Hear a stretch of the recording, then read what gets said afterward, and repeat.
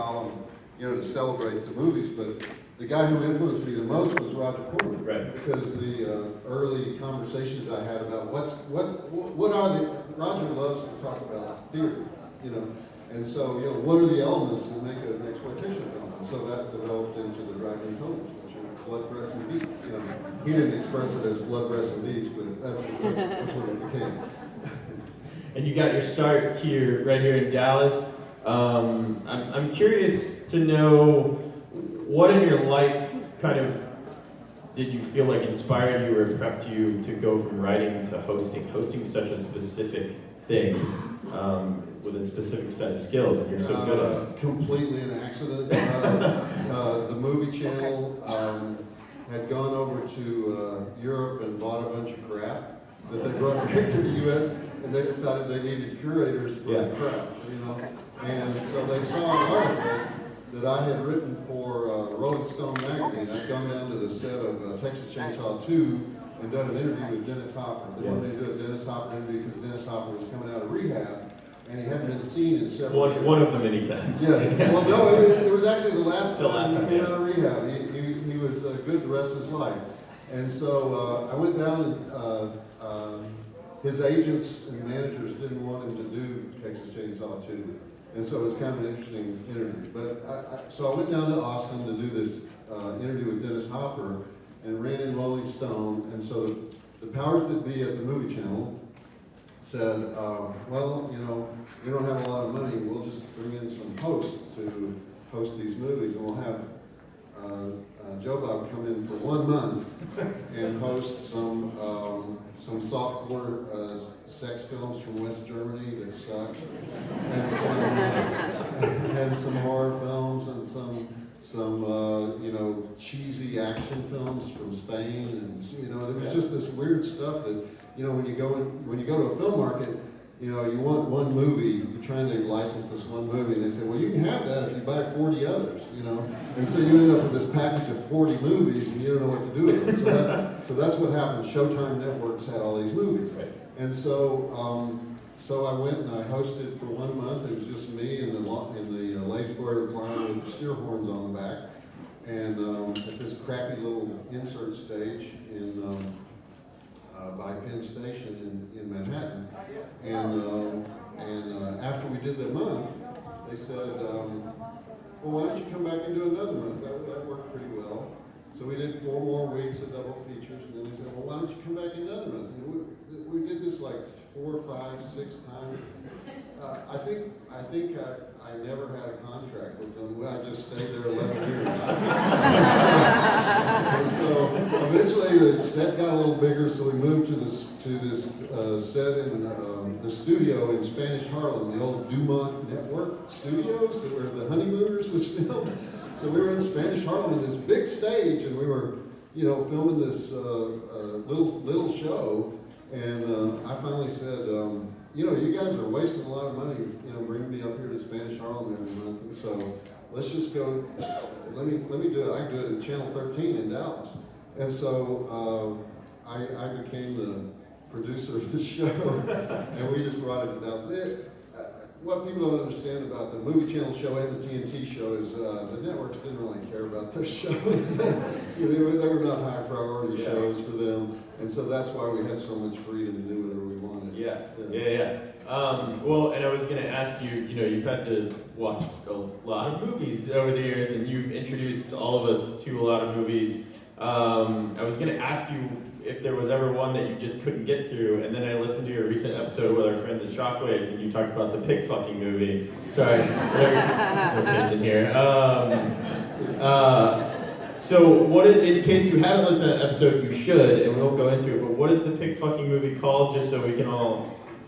Oh man, I always straight it up from your brain. It has a Belgian name. It's like La Noces or Anoces or Sa Noces. Somebody's Googling it right now. Pig fucking movie. I'm sure at least one of these guys owns it. Comes up right. If you Google pig fucking movie, it comes up right away. There's only one. I would hope there would not be multiple, like IMDb top 10 pig fucking movies. I hope that's not a thing. just that and that weird episode of Black Mirror, pretty much. It's not that far beyond the realm of possibility that I would host a pig fucking movie. No. Because No one is very on brand for you.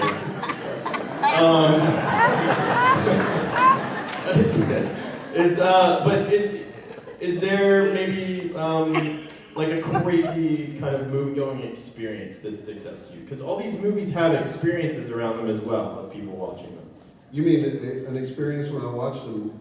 Like if you had to go see it in the theater, you used to have to go to like the. Oh, I had to go to the drive-in to review most of these films because they didn't play anywhere else. Right. So when I was first reviewing the movies, I would call up the distributors and say, "Hey, I see you got Graveyard Tramps coming up. Would you screen that for me?" And they say, "We don't ever screen our movies for critics ever." And so I would have to go to the drive-in, on opening night in order just to see the movie. Yeah. And so we did have 365-day-a-year drive-ins in Dallas at the time. Yeah. And so I would go to the Astro Drive-In or the Gemini Drive-In or the one in Grand Prairie. And in January, I would sometimes be the only car. Because it would be freezing, there was fog, and fog is the only thing that can close down a drive-in. Yeah, that's true. No amount of weather can close it down, but fog can actually cause people to ask for their money back. Yeah. So I remember seeing 10 Violent Women, all right, which I think is it's either a Fulci film or a Kazi film, I can't remember. But I was the only person watching it in a drive-in. That's one thing to go to a regular theater and be the only person there, but to be the only person at the drive-in. I love imagining. I felt obligated to buy something at the concession stand. I love imagining you by yourself, just in your car, and being the only, like literally the last drive-in. Do you ever still? I mean, the drive-in thing is kind of making a comeback in this kind of nostalgia age that we're in. We have one old school one still around called the Galaxy that's a little bit side of town, and then there's the Coyote in Fort Worth. But those guys are great. Well, the Galaxy looks old, but it's actually less than 20 years old. Yeah. And the Coyote does look new, and it is new. Yeah. But people have been saying that to me for my entire career. Yeah. Are drive-ins making a comeback? I guess this is the last drive-in after the death of the drive-in. Yeah. And yet the next year comes and 400 drive-ins open for business. It's like VHS stores. That's why I say the drive-in will never die, and that's why we called it the last drive-in, because there will always be the last drive-in. There will always be drive-ins. That's true. Well, that's a good segue into my last question before we take it out to you guys. Like, how do you now look back on all of this in this just crazy kind of renaissance in with the Shutter Show, and it's just kind of been this amazing renaissance of Joe Bob Briggs that we're all very excited to be in and living in. Well,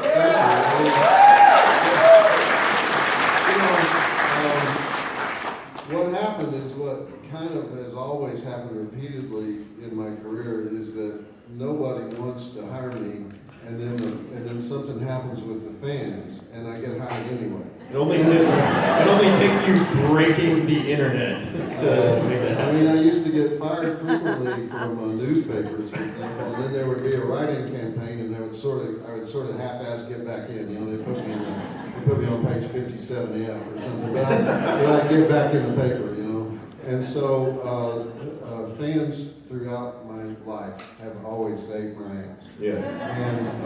And that's exactly what happened here. That was a wait and see, one shot kind of thing. There was no great enthusiasm for it. We had no money. We had to borrow stuff. Actually, we were going to walk away because the money was not enough to do it. Yeah. And they called me up and said the crew will work for free. Wow. And so, I had to do it. Yeah. And so we ended up filming it in this abandoned warehouse in the slums of Newark, New Jersey. So fitting. And it's actually the studio used by a reality show called Ink Master. Yeah. Ink Master and all the Ink Master spin-offs have this abandoned factory thing in Newark, and they loaned us a little room. We had one little room where we could rebuild the Monster Vision set or some version of it. And fortunately, we had an art director named Yuki from Japan, who is a complete, you know how Japanese are become crazy fetishists about specific topics? Well, I think I've seen a lot of them out here. Yeah. Well, his thing was Western, was cowboys. Perfect. And so he owns more bolo ties than I do. and this is just like a dream job for Yuki. So Yuki created that Monster Vision set, and that's where we did the marathon. And we kind of thought it was a one-shot thing. And but Felissa Rose was there as our guest, and Felissa kept saying to me, "Joe Bob, this is really special here, really special." And I said, "Felissa, we're in the slums of Newark, New Jersey. We have no money, we have no time to shoot this thing properly, and she's like, no, it's really special. It just feels really special." And so I handed it to Felissa. She saw something in Newark. She was loving Newark, so. She's so sweet. Yeah. She's the best. All right, let's take it out to you guys. Yes, sir. So first hand go.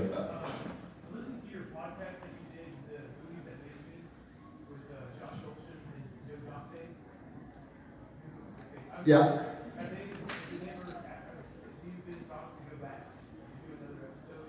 Or did they ask you to come back and time to do another episode? Do they want me to come back? I was just on. I was just on. I just think it's very, very entertaining. It's like the way they pick your brain. I don't know. Sometimes they say, oh, we have this guy back on. I don't know if they extended another thing like. Well, thanks. No, I've done several podcasts over the last few months, and that was one of them. But they all kind of blur together, and I don't remember what exactly is said on each one. But yeah, they were very nice, and sometimes people can know too much about you, and you get into real specific details about stuff that other people don't give a shit about. And so I felt like we kind of got too detailed in that one, if I'm remembering the right one, Okay. Have you ever thought about doing, I mean, I know you're busy, but have you ever thought about doing a podcast? People keep saying to me, podcast. I think you have a few stories to I have tell. to say, I used to be the every summer I would go to KFOG Radio in San Francisco. Is anybody here from San Francisco? Okay. Well, if you know, KFOG used to be the classic rock station in San Francisco, and they were fans, and so they would have me come and be the relief morning guy for 1 week in the summer. Well, so you're on from 6 a.m. to 10 a.m. All right. By 8 a.m. on the first day, I was out of material. I don't know how those radio guys do it, And so the rest of it was just taking phone calls. Call into the show. Let's talk, And then finding the longest Grateful Dead song that we can play. Just letting it run. And so I don't think podcasting is my thing, because it's kind of a radio thing, and I'm more of like a, I like to know where we're going and completely, be in charge of it. Yeah. Right here. You obviously watched a lot of different movies. Do you have any Movies I've watched 100 times. Probably I'll watch Spinal Tap every time it comes on. It still makes me laugh.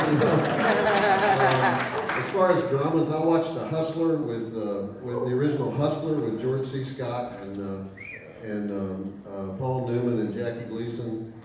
Just one of the. I know George C. Scott didn't like the movie for some reason, but just one of the greatest film noirs. Also, one of the greatest movies. Black and white movie shot in CinemaScope. Nobody does that. Nobody shoots a black and white movie in CinemaScope, but that's what they did. What did you try to keep up on current horror?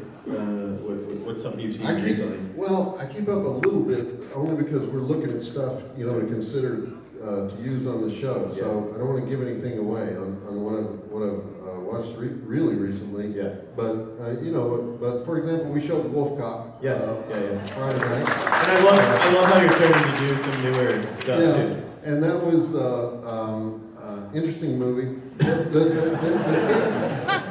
The thing about this generation of horror filmmakers is they tend to look backwards. They tend to do homages to older films. Jordan Peele being a notable exception. Yeah. But all the others tend to do these. Even the great ones, you know, even Ty West, you know, great filmmaker. You know, even he does like 80s homages. House of the Devil, for sure. It's like, let's look in the other direction for a while. Yeah. Okay, let's look in the future. let's stop going back to these old tropes, you know, from the past. No matter how well you do them, you know, it's still, you know, it's still kind of the sign of a degenerate era in filmmaking. Yeah. You know? Yeah, Ty West's House of the Devil is probably the most authentic homage to that decade. You could have put that in a video store and convinced me. Yeah, I don't know. He gets a lot of the language wrong, you know. He doesn't quite. I mean, he was 3 years old. The year that he's trying to reproduce on camera, you know. Yeah, right here.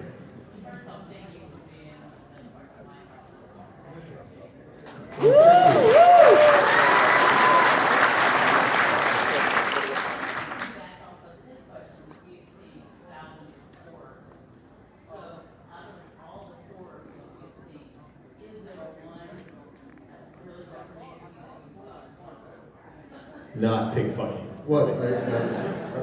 Are you asking me for a great horror film? A horror film that I consider great? Right, your favorite? I still consider, giving all the obstacles and the odds against him, Tobe Hooper's Texas Chainsaw Massacre is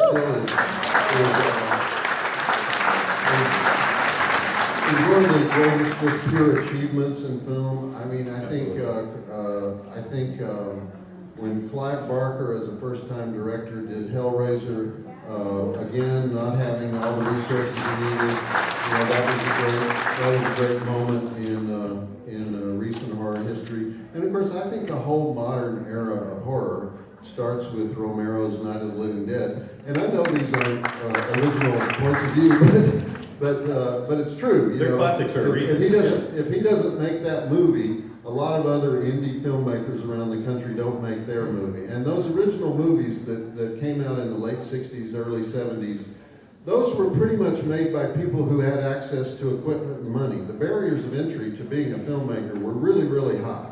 So that tended to be commercial film guys in towns around the country who were trying to break into the film business. And George Romero gave them the idea to do that, you know. And so he was the guy.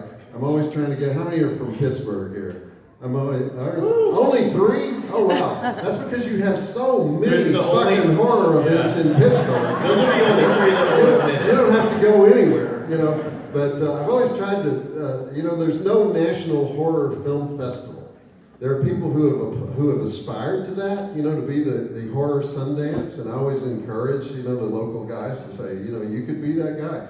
And I always think it should be in Pittsburgh. Because Pittsburgh is like the birthplace. Yeah. You know, it could be anywhere, but I always tell these guys in Pittsburgh, you got to do this. You got to do it. You got to step up. You know, and represent your city. Yeah. You know, it's take that back to your city and make it happen. We're counting on you. Yes, right here.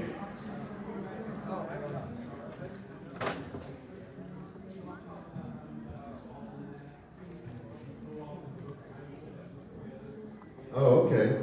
If I remember, I'll talk about that. I was originally an investigative reporter, and so there was a famous axe killing in the suburbs of Dallas, and the lawyer for the defendant wanted someone to write a book about it, and he went to all the famous people, and they said no. And finally he asked me and my partner Jim Atkinson if we wanted to take a crack at it. And we went out and met the defendant and met the other people involved in the case and ended up doing it was a 2-year project to write that book. It eventually became a TV movie and somebody just handed me one yesterday to sign. Wow. And so, yeah, so that was Evidence of Love was the book, and Killing in a Small Town was the TV movie. Wow. With Barbara Hershey got an Emmy for it. Yes, right here. You were Candy Montgomery's babysitter? Wow. Oh, okay. So you know the whole story. Wow. Oh, she knows where the bodies are buried. Yeah, right here.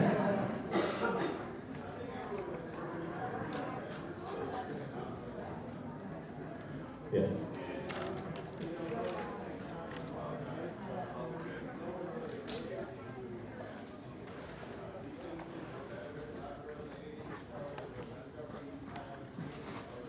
With like things like Shudder and things like that. You know, what are you saying? You're part of the hardcore horror algorithm? Is that what you're saying? You just been like finding this obscure stuff? Oh. Yeah. Yeah. The question is have things changed and I guess you're saying have the movies become more acceptable to, yes and no. I mean, yes and no. There's a big difference between a sci-fi convention and a horror convention. And you notice it's a different audience, it's a different group of people. So I'm not going to make any generalizations about what those exact differences are. But I would just say horror audiences are more hardcore. They're just more hardcore, not just in what they like, but in their lifestyle choices and everything. So it is a different group. It's a different group, and so I mean, what's different is the guy who used to watch one horror movie a year probably watches 2 or 3 now, And so, when Shape of Water wins the Academy Award, that means you're going to have about a 5-year period where you have a lot of big budget horror, because people are trying to follow up that success. But it also means you're going to have a lot of good indie low budget horror because once a movie makes how much did it make? $600 million or something like that. How much did Halloween make? 800 million? I don't know. But whatever they made, what that means is people who are not making horror films before are looking back through the library and they're saying, yeah, that script that has been passed around Hollywood for 15 years and everyone loves it, but everyone's afraid to make it. Let's make that fucker, And so you have all these projects that are in limbo that suddenly get made. They suddenly get moved up the ladder. Yeah. So it's good for indie guys too. Yeah, for sure. Yeah, maybe the fish fucking movie winning Academy Award means the pig fucking movie has hope. I don't know. I do think we're in a really beautiful time for horror between things like Hereditary and all the stuff A24 is doing, and then Jordan Peele, and it's a really interesting time for art house horror, for sure. Yeah. Well, the young filmmakers for the first time in the past, it's only been in the past 20 years that you could watch everything. Yeah. It was kind of hard to watch a lot of stuff prior to 1990. And so young filmmakers have watched all the French New Wave, and they've also watched all the Romero films. So they know all the tricks in the bag. Yeah. And that's a good thing. Yeah. That's a good thing. It's going to make for better. It's going to make for better horror. It's going to make for better movies in general. Right. I would think even the big studio stuff that is coming up, like all the stuff that Blumhouse is doing, and something like A Quiet Place, like I think those are interesting as well. Like the big studio horror stuff. Yeah. Although there's a real danger, like World War Z. Okay. Yes. Great book. Oh, amazing. Passed around Hollywood, everyone says, great book, somebody's got to make this, somebody's got to make it. So what do? They get a big cast and a big budget, and they start making it, and they say, wow, we're sort of afraid of the strange structure and the strange narrative and the strange way this story is told. we need a classic third act ending, and so they throw everything out. They spend another $40 million to do a new ending, and they ruin the whole thing. Yeah. Okay, and then, but they still make enough money Right. that they want to do a sequel. A sequel. They just canceled the sequel. Yeah. And and I was like, can you cancel the one you already made? Because we kind of like to see that book, you know. Yeah. So it should have been a series. That's the danger if you have people with too much money at stake with a sort of marginal property. One of my favorite George Romero quotes from Frightmare when we did a screening with him was, I thought Zack Snyder's Man of Steel was the worst movie I ever saw, and then I saw World War Z. So, take it from George Romero. But he actually liked Zack's remake of Dawn of the Dead, so there you go. Yeah, right there. Mr. Joe, I think my brother loved your show. We watched it work, but I'm a little. Wait, hold on. What's your job? I hope you work at the fire department.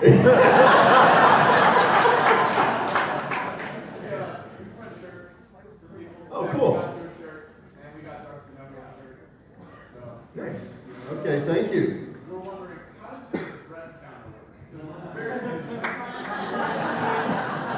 18 from getting like, You know, you would be surprised how many people ask me this. The science and mechanics of the concert. You know, you must see the nipple and one breast, and the breast can't be recounted unless it's a new scene. I love how you've broken this down. Oh, sorry. Very good. Yeah, let's go right in. Yeah. I was wondering, hearing you talk about how your fans would save your ass, if there was anything, not that you need to do more, that you would love to do that your fans could support you in that is outside of what you're doing now. What a great question. Things How can that we help? Things that I'd like to do outside of what I'm doing now. Yeah, well, I want to. I'm going to produce films, and so I just want you to support those films. Absolutely.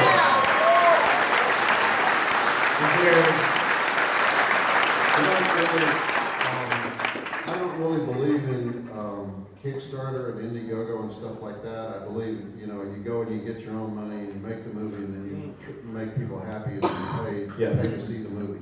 And so, so it's not going to be anything like that. It's going to be like independently financed, low budget. Once again, my model for it is Roger Corman. Virtually everything that I have learned about the business has been thanks to Roger Corman. Yeah. And there's a lot of sleazy people in the business that we're talking about. And I've never once heard anybody say that Roger Corman didn't pay him. I've heard many people say he didn't pay him enough. But nobody ever said Roger Corman ripped me off. And so, so I want it to be that kind of company like New World in the 1970s. That's what I would like to do next. That's great. All right. So we have time for just a few more. Let's go man in the hat right there. so we talked about the new age studio.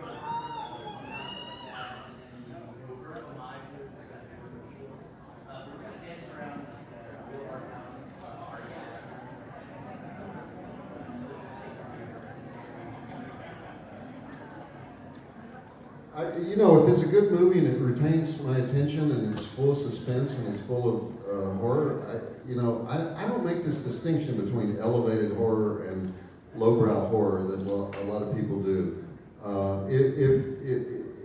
What you're really dealing with is it a personal film or is it a big crowd pleaser type film? And it can be either one and be very, very satisfying. Yeah. I mean, if you take a film like A Girl Walks Home Alone at Night, have you seen that film? Iranian black and white vampire western. Yeah, weird. Female as well. Very, very weird film. Very unexpected. Goes in very unexpected directions. May not even really be a horror film, but it has a lot of horror elements. It's so good. However, compelling from beginning to end. Now, do you want to watch it over and over? Probably not. You know, that would be an example of a very arty film. I would assume everybody in it,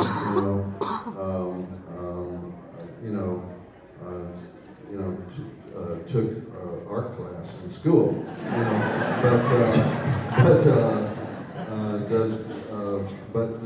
does that make it less valid than Demon Wind, which we showed 2 weeks ago? You know, we used a bunch of guys trying to make a buck and throwing everything they could into the.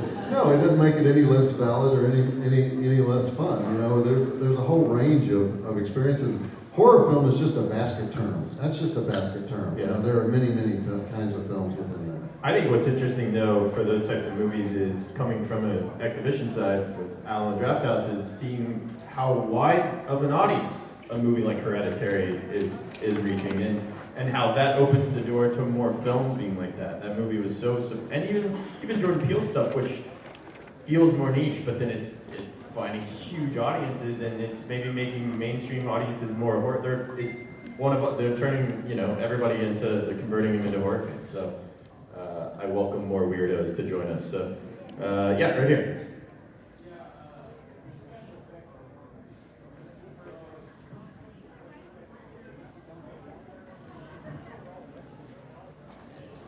The question is about CGI and traditional special effects. Anything is permissible. Anything that works is permissible. People get their panties in a bunch about too much CGI. Yeah. Well, if you're probably the reason you get your panties in a bunch is that you're noticing the CGI. On the movies that are where the CGI is done really, really well, you're not even noticing that it's there. And so there's nothing wrong with a lot of CGI. There's nothing wrong with doing a whole movie of just CGI and no mechanical effects whatsoever. It's just that every movie is different, and Right. and neither is better than the other. Yeah.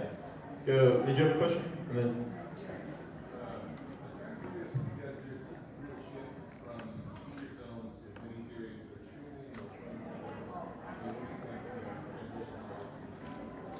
You're asking me a question about genres, or you're asking me a question about formats, feature films, as opposed to series, as opposed to, well, you know, for the first time in history, this is a wonderful thing. A movie can be 5 minutes, or it can be 192 hours. You know, well, how many hours are in The Walking Dead? It's got to be 200 hours by now, right? Too many. Yeah. I would say. and so, as a creator, you're no longer limited to how long people's butts can take a seat in a theater. I mean, that's basically why we have the 2-hour film, you know, the 90-minute to 2-hour and 15-minute film, is because that's how long you can sit in a theater. Now, there's also something about that that's in the back of our brain that goes, that's the right length, that's the right length, you know, that we just kind of go, oh, that's very satisfying, that it's exactly 2 hours. And so we like it.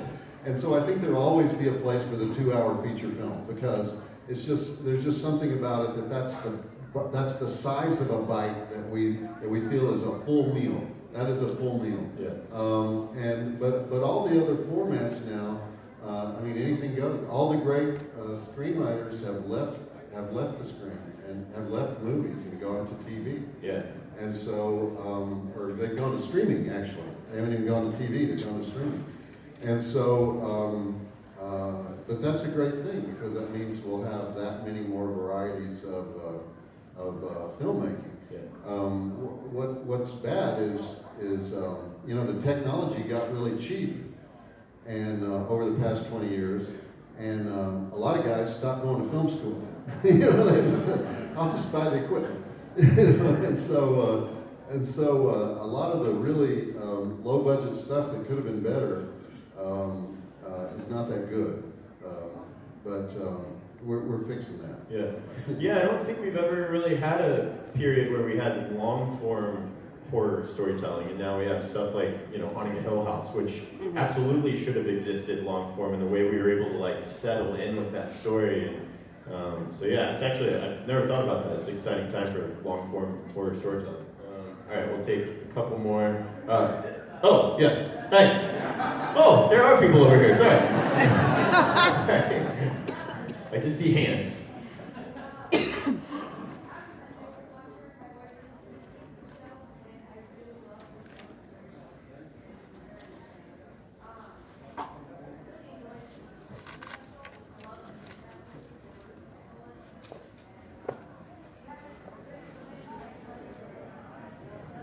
Like a whole franchise?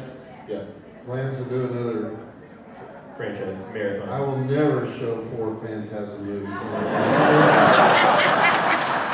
I like Phantasm. And even I was going, where is Reggie? What's he doing now? Who did he just kill? Who came back to life? Which guy is in the alternate universe? It was like, it was too much. It was just too much. And so, yeah, the hardcore Phantasm people loved it. You know, and everyone and the people who really don't care that much for Phantasm tolerated it, and we got through it. But I'm not sure. Now, what I would do is I would show. I mean, that's a franchise where it's the same movie for 10 hours. You know, and so. I hope they release a box set and the quote on the cover is, "It was just too much." Show Bob Briggs. If there's a, you know, people ask me this question all the time. They say, what's the best Friday the 13th movie? And I say, look, I watched them when they came out. And so they all blur together. Because I watched them 2 years apart. You know, you just binge watched them, didn't you? You know, you watched them all at once, so you can make a comparison between them. But I find it hard to make those comparisons. But we did on Monster Vision, we did one of our most popular shows we did a Friday the 13th marathon that was about, I think we did 4 of the movies, 4 or 5, I can't remember. One of them was missing. And the one that was missing is everyone's favorite when they binge watch, which was Friday the 13th 4. And so if we did it again, I would try to do either the Friday the 13th series or some other series like that sort of, it has a continuing story, but it's not not really. Yeah. I mean, in one sense, it's the same story over and over again, and then in the other sense, it's like, you know, you introduce these new characters and it becomes more, goes with different twists. All right, we got time for one more. Let's take it from this side because I feel like this side's mad at me now. We need to win them back. You, sir, I saw your hand. Yes. Yes, you.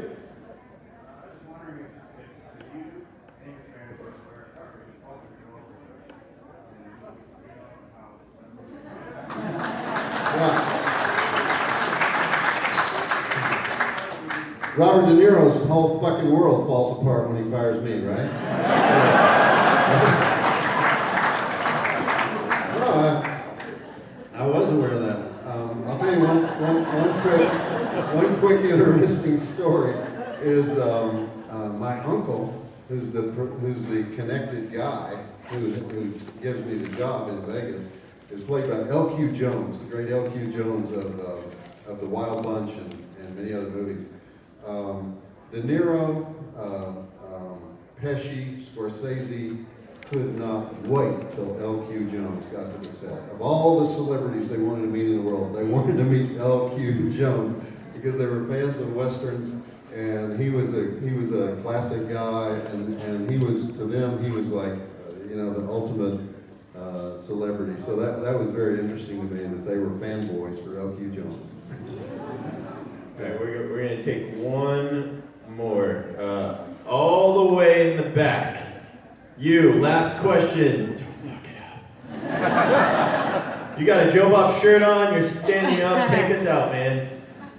You mentioned that you got into this racket because drive-in films were considered disposable trash. But I feel like we live in an age of disposable media in a different way. Like, anybody see the one with Sandra Bullock and the kids in the blindfolds? Bird Box. All anybody could talk about for a couple of weeks, and now it's never going to be mentioned again. So now that we live in, you know, an age where the best thing you can do is to make a movie or something that's all anyone can talk about for a week or two and then disappears after you grab the money. What's going to happen to us? What's up with that? Well, the great thing about the horror audience compared to all other audiences, is that the horror audience wants to see every film ever made from the beginning of time. So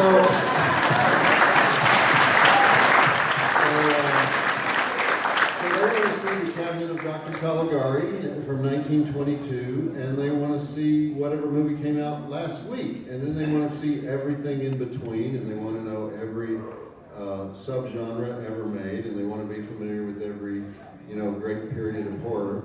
And there's no fans of comedy like that. There's no fans of action films that are like that. There's no, you name any other genre, doesn't exist, And so,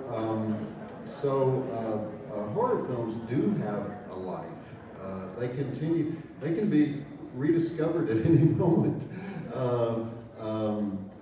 Arrow Video always amuses me. Forgotten Gem.